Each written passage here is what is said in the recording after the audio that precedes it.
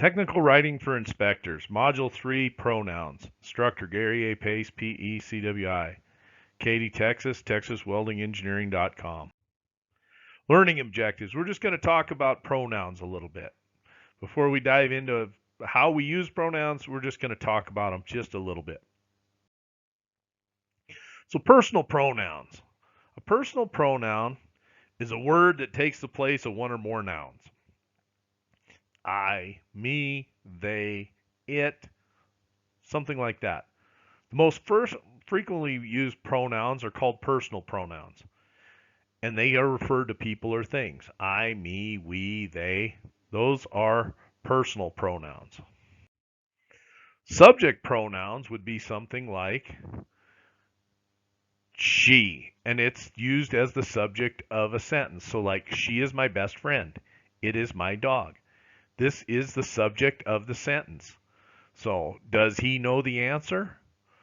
It is the subject of the sentence. This is a subject pronoun. I know we're getting back to some fifth grade English courses here, but anyways, we're going to write reports. We got to kind of brush up on some of this stuff. Let's talk about ambiguity for a minute. And this is one of the big things we're trying to avoid in a technical report. So ambiguity occurs when the words can be interpreted in more than one way. She went to the store.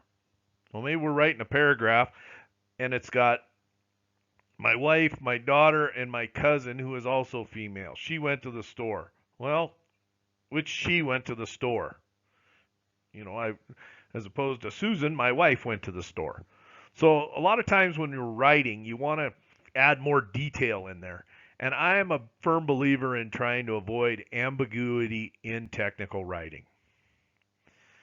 So an example would be a vague pronoun reference that could cause ambiguity.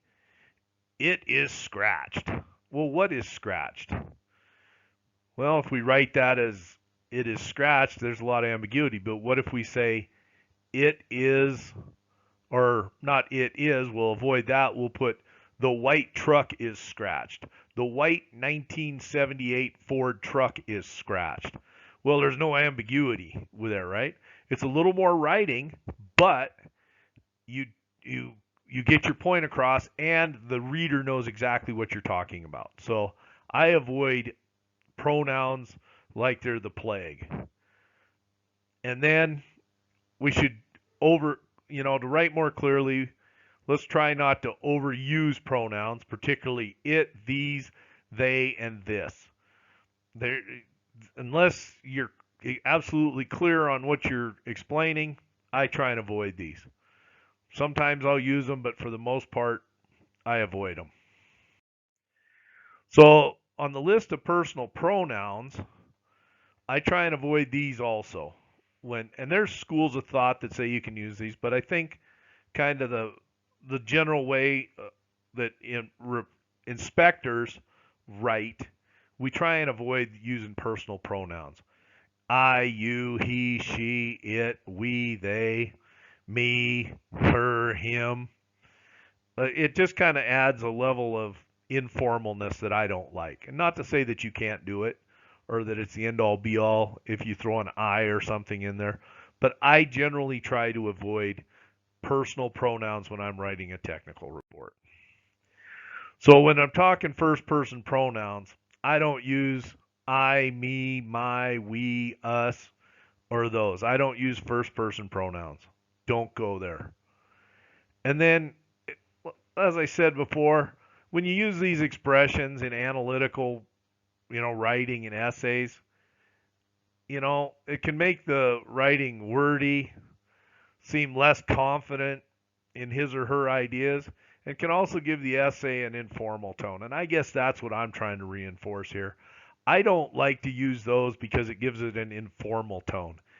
And sometimes if you're involved in some kind of ugliness or dispute with another organization, you want it to come off as a very formal document. Because then if somebody reads it later on, the inspector reviewed the documents and found the following mistakes. It's not I reviewed the documents and found the following mistakes. So just something to think about. like I said, and we'll get into this a little deeper here in the next couple modules.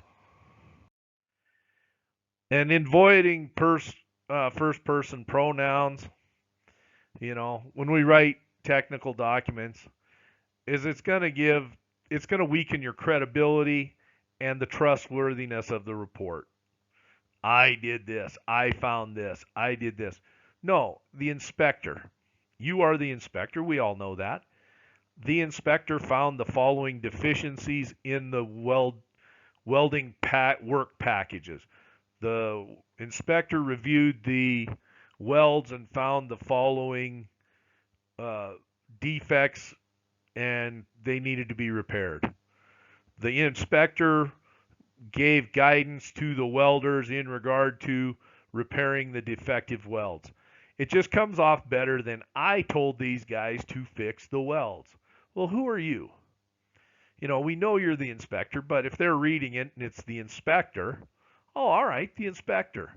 A little bit of credibility, a little bit of trustworthiness in the report. All right, the inspector was doing this. I know it's a lot of word games, but it's how it's played. So I'm a big proponent, as I said multiple times, I try not to use first person pronouns. And if the information is written into the report, it should be supported by data and evidence. And if we're using first person pronouns, a lot of times that can undermine, our data and our evidence. So here's some other pronouns. I try and use these, sparingly. All, both, each, every, less. I'm not going to read them all. Some, few, most. When you develop your writing style and you get more comfortable with writing, you'll see how to use these and incorporate them into sentences that you're putting together. So we basically covered pronouns and what is a pronoun and some of the basic theories on we're not going to use first person pronouns, and then just the use of pronouns in general in technical writing. Questions, comments, thoughts, concerns? My name's Gary A. Pace. I'm a PE CWI out of Katy, Texas, TexasWeldingEngineering.com.